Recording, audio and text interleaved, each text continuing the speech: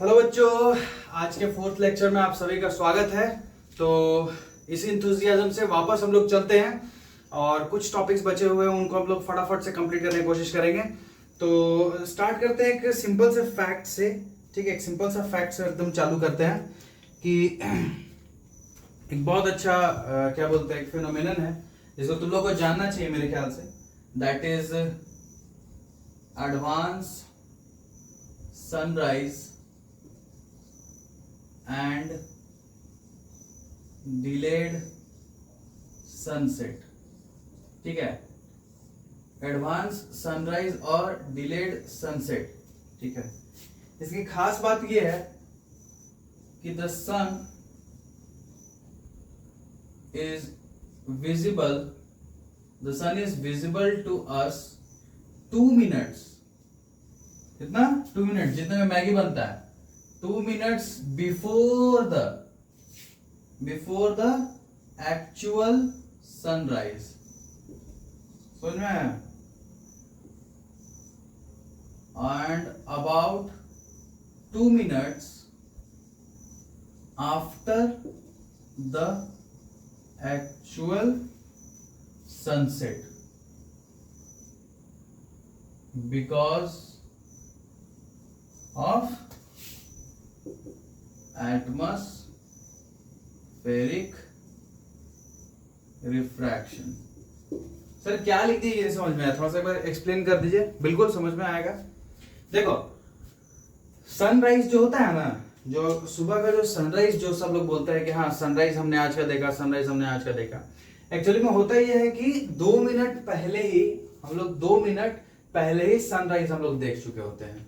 समझ में आया? 2 मिनट पहले, मतलब सूर्योदय हुआ भी नहीं होता है और एक्चुअल सनराइज के 2 मिनट पहले ही, कितना?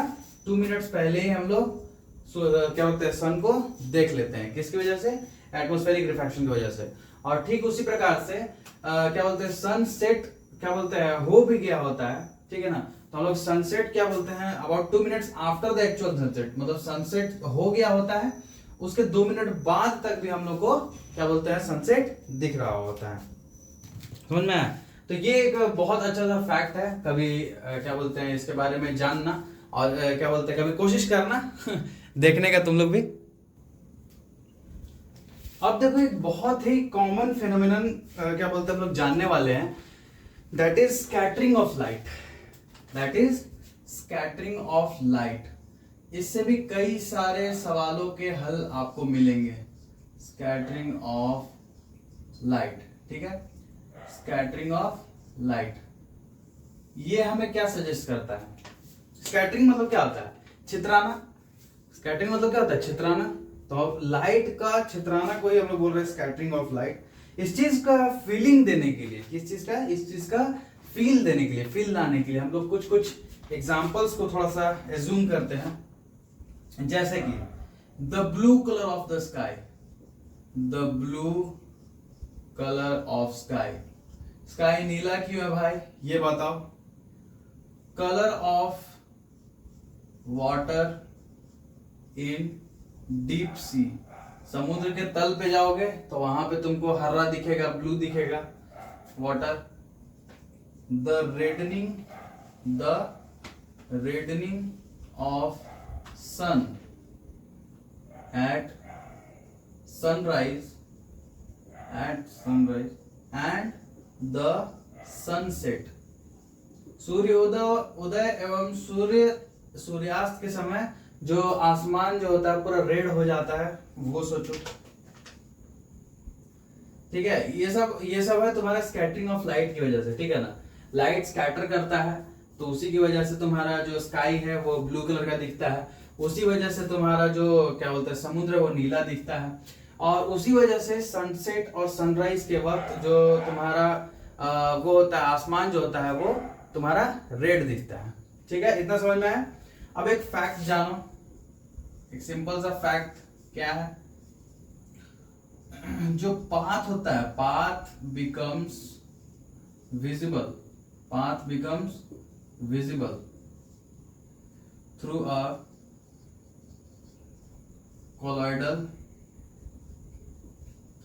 colloidal solution where size of particle is relatively larger, ठीक है, रिलेटिवली लार्जर। कहने का मतलब ये है, एक फैक्ट बता रहा है कि जैसे मान लो कि ग्लास लो, ठीक है, ग्लास लो, उसमें पानी लो और ऐसे पार्टिकल्स को उसमें मिलाओ, ठीक है ना, मतलब लाइट से हल्का सा उन लोग का जो क्या बोलते हैं पार्टिकल साइज हो वो ज्यादा, ठीक है, वैसा लो। और तब तुम देखोगे ना कि क्या बोलते हैं, अगर तुम ऐसे इल्यूमिनेट करोगे, क्या बोलते हैं, अगर टॉर्च से इल्यूमिनेट करोगे तो क्या देखोगे कि वो जो पूरा ग्लास है वो पूरा का पूरा एलिमिनेट कर गया है। जो पाथ वो फॉलो कर रहा है वो पूरा का पूरा पाथ जो है वो एलिमिनेट हो गया।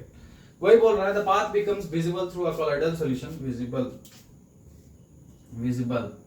ठीक है, visible through a colloidal solution where size of particle is relatively larger, किससे, लाइट से, ठीक है। तो यहीं से हमारा एक इफेक्ट है, उसका बारे में हम लोग थोड़ा सा गहन अध्ययन कर लेते हैं, जिसको बोलते हैं हम लोग टिंडल इफेक्ट। शायद बचपन में सुना भी होगा इसका, बचपन से इस चीज को पढ़ते आ रहे हैं अपन।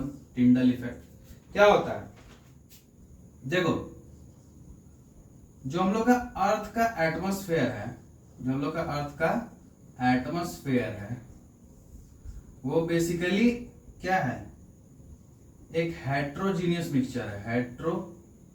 It is a heterogeneous mixture of minute particle.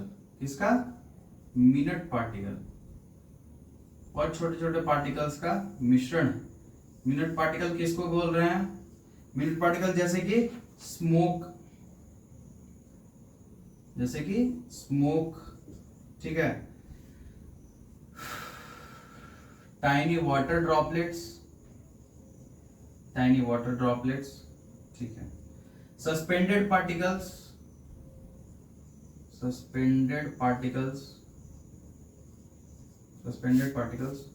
of dust and molecules of air। हमारा जो अर्थ है वो हेट्रोजेनियस मिक्सचर है, किसका, मिनट पार्टिकल का। जैसे कि मिनट पार्टिकल किसको बोल रहे हैं, स्मोक को, tiny particles of water droplet, suspended particle of dust and molecules of air. तो होता क्या है, light strikes such particles, path of the beam becomes visible,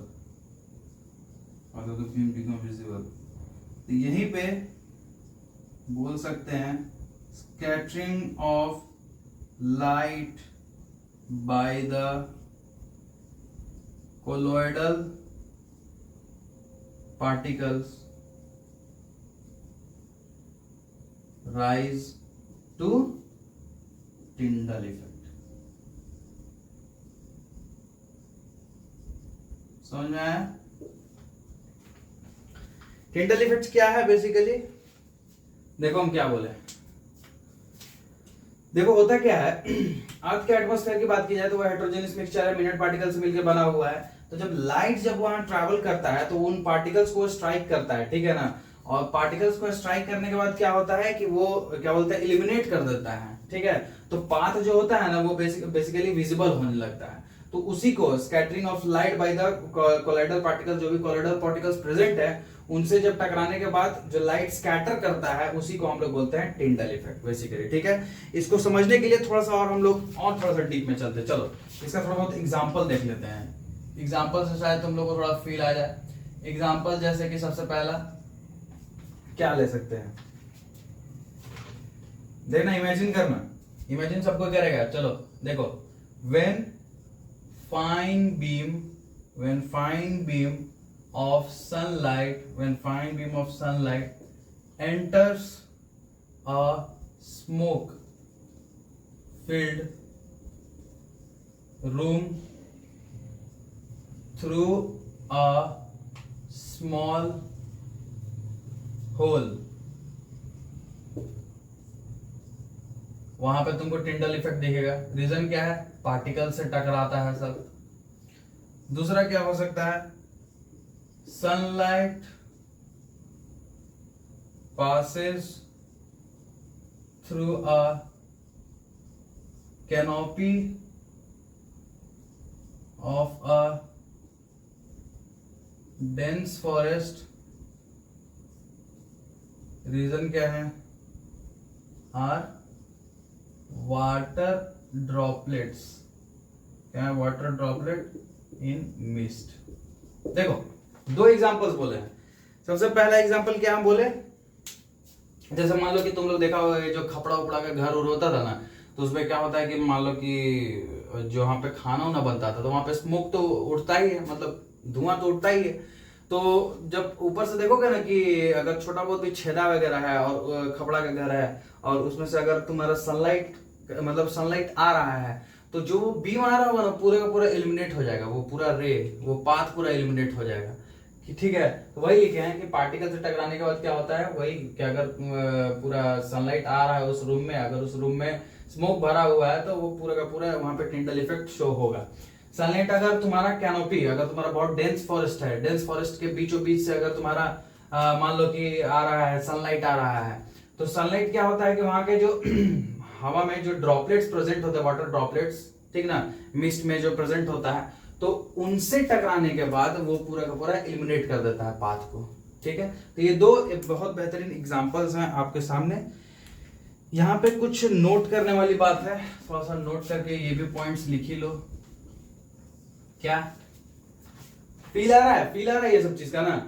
feel अगर नहीं आ रहा है इसका मतलब तुम लोग को चैप्टर नहीं समझ में आ रहा है, इसलिए फील करो सारी चीजों को। देखो, वेरी फाइन पार्टिकल्स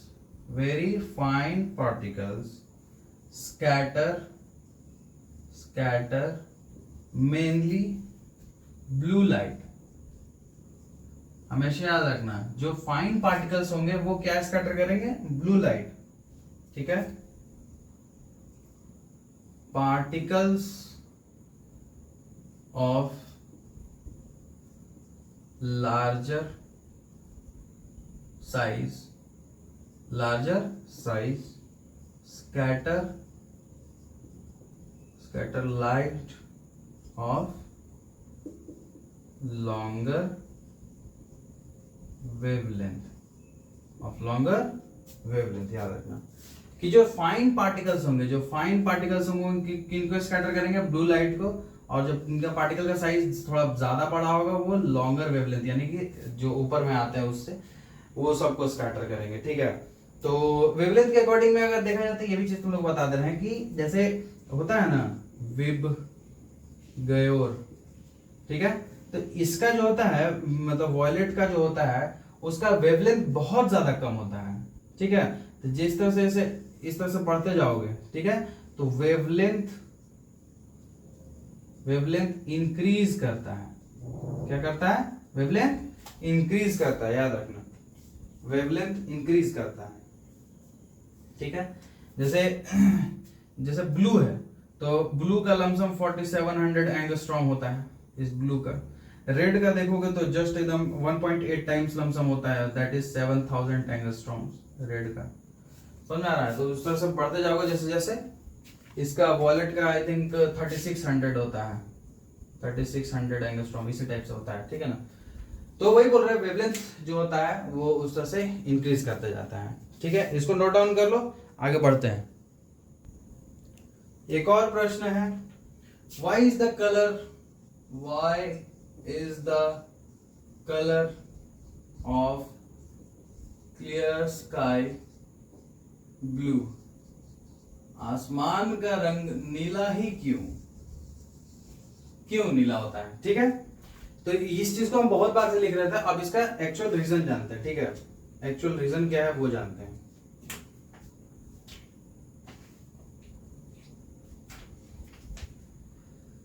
देखो, molecules of air and other fine particle in atmosphere atmosphere, ठीक है, इन atmosphere have size smaller than the wavelength of visible light. Visible light किसको बोला जा रहा है? विबग्योर को, ठीक है, विबग्योर को। रेड लाइट जो है, अभी जैसा कि हम बताएं, रेड लाइट वेवलेंथ जो होता है, रेड लाइट का जो वेवलेंथ होता है is 1.8 times of blue light, ठीक है। ब्लू लाइट का वेवलेंथ का 1.8 टाइम्स होता है, दैट इज 4700 एंगस्ट्रॉम। अगर इसका है तो इसका कितना है? लमसम 7000 एंगस्ट्रॉम, ठीक है। Next, when light passes through atmosphere, fine particles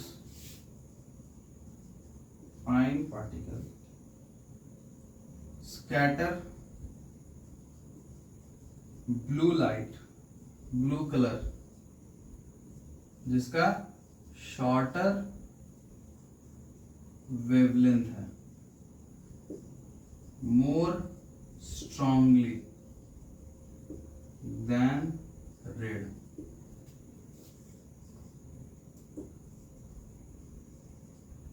danger signal lights are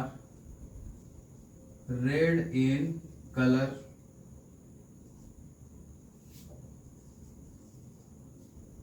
red is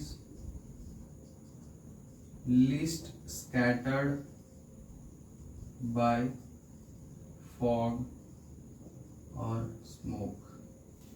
sir इतना लिख दिया, क्या क्या लिख दिया बताइए थोड़ा, ठीक है, पहले नोट डाउन तो कर लो।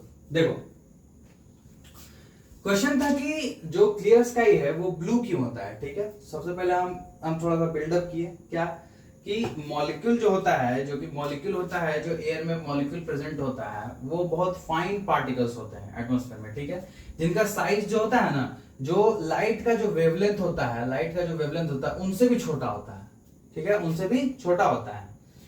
तो क्या होता है कि जब लाइट पास करता है ना एटमॉस्फेयर से जब लाइट पास करता है तो उनसे भी छोटा होने के कारण वो क्या करते हैं, वो पार्टिकल जो होता है ना ब्लू कलर को स्कैटर कर देते हैं, जो कि शॉर्टर वेवलेंथ का है उसको वो ज्यादा स्कैटर करते हैं इन कंपैरेटिवली रेड से, ठीक है। जितना ज्यादा वेवलेंथ का होगा, क्या बोलते हैं, वो उतना ही कम स्कैटर होगा, और जितना कम वेवलेंथ का होगा वो उतना ही ज्यादा स्कैटर करेगा, ठीक है।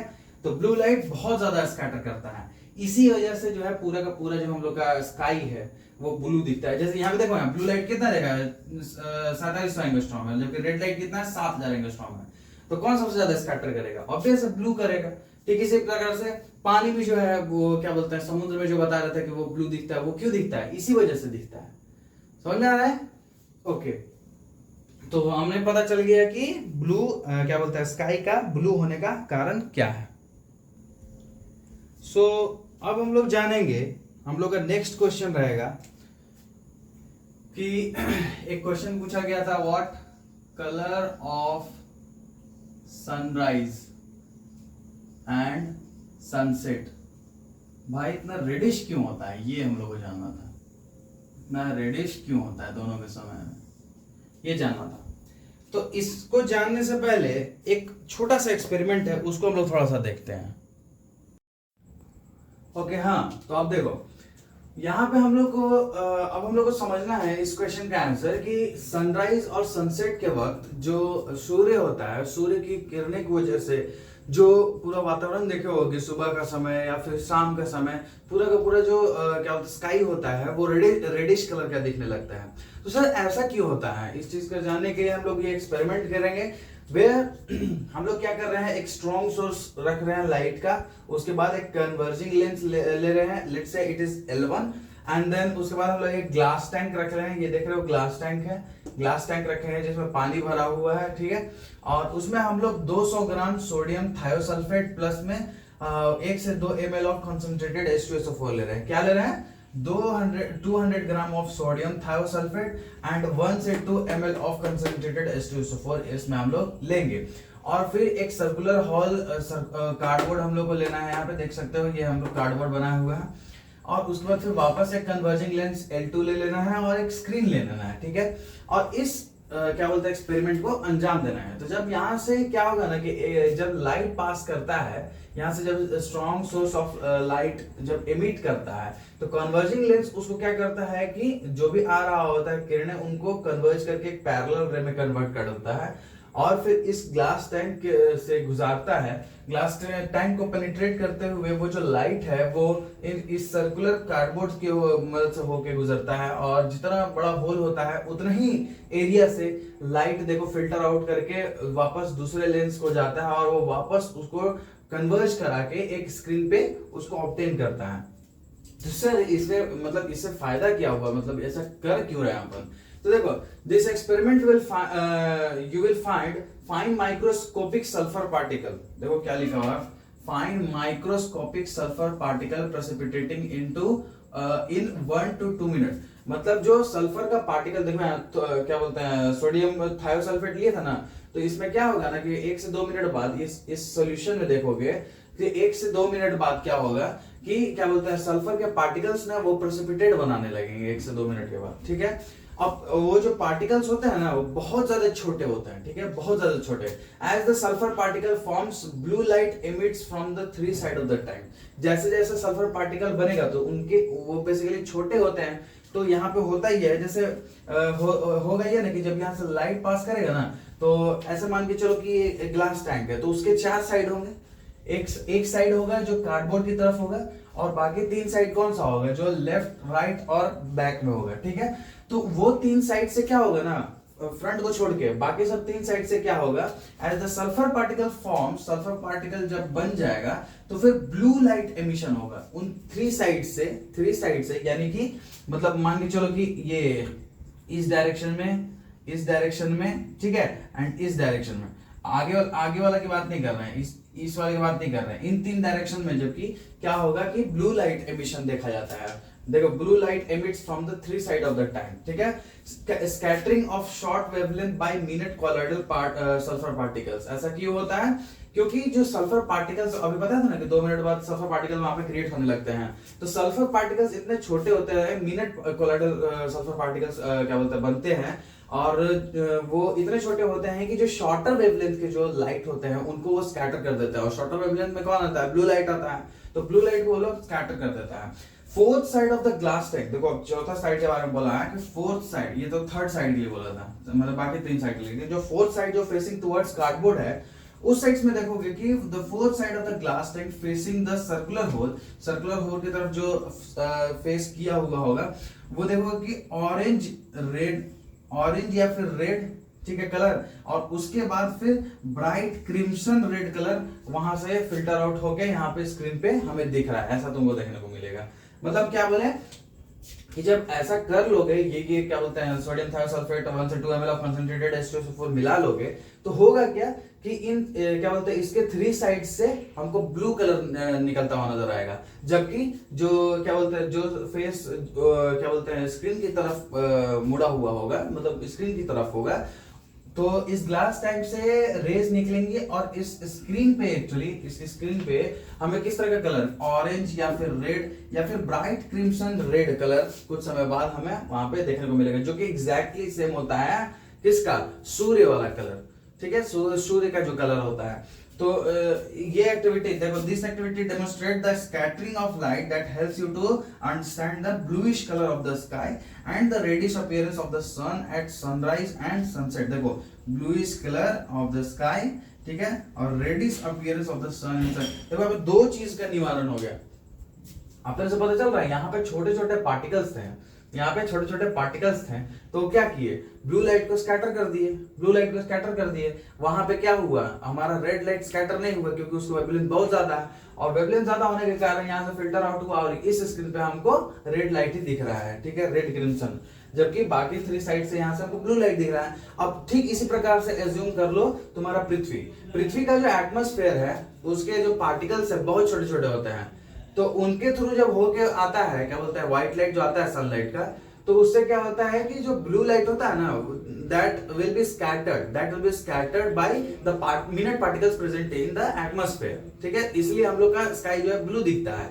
जबकि जिस तरफ सन होता है तो वो क्या बोलता है डाइवर्ट नहीं कर पाता है रेड लाइट को, ठीक है, तो क्या बोलते हैं जितना दूर पे सन होता है उस साइड देखोगे पूरा का पूरा रेड दिखता है। तो यही कारण है, ये एक्सपेरिमेंट हमें यही बताता है कि क्यों हमारा जो क्या बोलते हैं वो स्काई जो है वो ब्लू कलर मतलब ब्लूइश दिखता है, और क्यों जो सनसेट है सनराइज के समय जो है वो हमारा स्काई जो है वो रेडिश टाइप से दिखता है, ठीक है। तो इसको फटाफट नोट डाउन कर लो, बहुत इंपॉर्टेंट चीज था। देखो इसी चीज को यहाँ पे हम लोग डायग्राम से समझते हैं। जैसे मान लो कि ये हमारा पृथ्वी है, ठीक है, ये हमारा पृथ्वी और ये जो है हमारा एटमॉस्फेयर है, ठीक है, ये हमारा जो बीच का स्पेस है वो एटमॉस्फेयर। अब ऐसे मानो कि जब सूर्य जो है एकदम ओवरहेड में होगा, ठीक है, ये सूर्य है, तो अगर ये ओवरहेड में होगा एकदम जस्ट ऊपर में होगा हम लोग के, तो क्या होगा, इसको बहुत ही लीस्ट डिस्टेंस ट्रैवल करना पड़ेगा, तो उसकी वजह से क्या होगा कि हमें व्हाइट लाइट दिखेगा, ठीक है, हमें बहुत ज्यादा मतलब ये हमको व्हाइट दिखता है, इसलिए नून के समय में देखते होगे येलो कभी नहीं दिखेगा तुमको नून के समय, वो तुम्हें व्हाइट लाइट की तरह ही तुम उसको ट्रीट करोगे।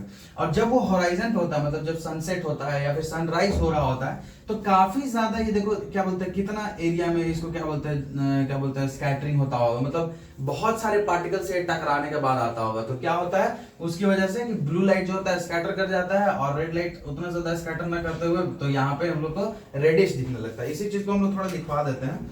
जैसे कि मान लो कि अगर तुम्हारा सन जो है, अरे SUN की जगह SON लिखा गया तो सन अगर तुम्हारा ओवरहेड है, ठीक है, सन अगर तुम्हारा ओवरहेड है तो हम लोग क्या कह सकते हैं कि light would travel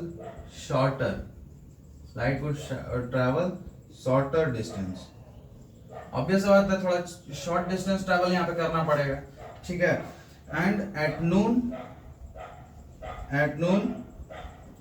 sun appears white, ठीक है, इसलिए बोल रहे हैं कि नून के समय सन जो है वो व्हाइट जैसा दिखता है, ठीक है, जबकि नियर होराइजन, ठीक है, सनराइज के वक्त या फिर सनसेट के वक्त क्या होता है, shorter wavelength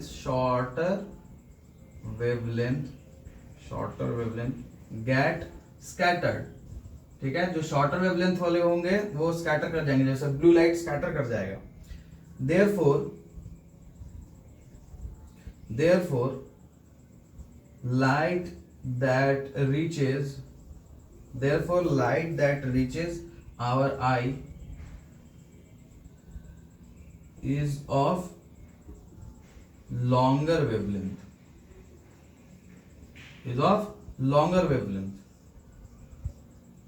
This gives rise to reddish appearance of the sun।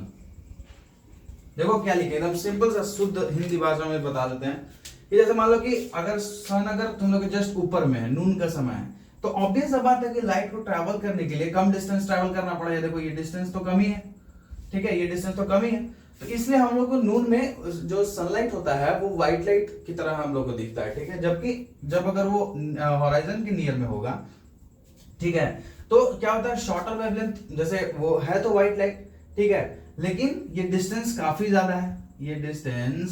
ज्यादा होता है हमारे तक आने के लिए, ठीक है ना। तो जो शॉर्टर वेवलेंथ जो होते हैं, शॉर्टर वेवलेंथ जैसे ब्लू लाइट वगैरह होता है वो सब स्कैटर कर जाता है, ठीक है, वो सब स्कैटर कर जाता है, और जो लाइट जो होता है, लाइट जो हमारे आंखों तक पहुंच पाता है वो होता है लॉन्गर वेवलेंथ के। तो लॉन्गर वेवलेंथ वाले कौन से हैं? रेड कलर, ऑब्वियस सा बात है। तो जो हम लोग के आंखों तक पहुंचेंगे वैसा ही हमको दिखेगा। इसीलिए therefore light that reaches our eye is of longer wavelength, this gives rise to reddish appearance of the sun.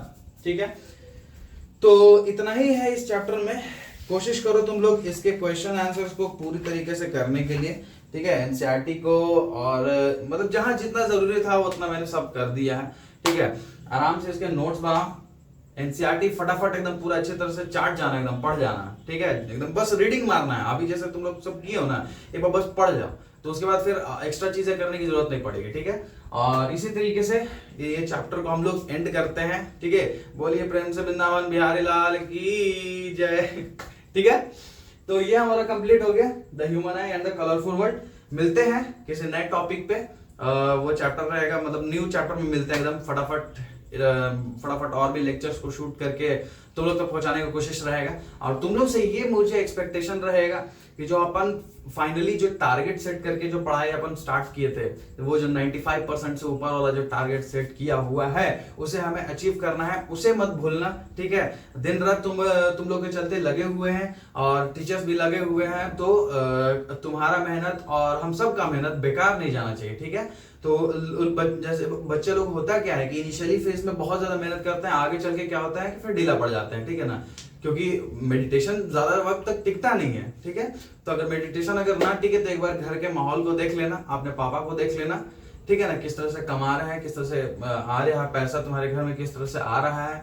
ठीक है, और भी कितनी सारी रिस्पॉन्सिबिलिटीज फ्यूचर में तुम्हारे पे आने वाली हैं, तो उन सब चीजों को याद कर लेना, अपने आप मोटिवेशन आ जाएगा। ठीक है, ज्यादा कुछ सुनने का और किसी के बातों को ज्यादा सुनने की जरूरत नहीं है, खुद से मोटिवेटेड रहो और अच्छे से पढ़ाई करो।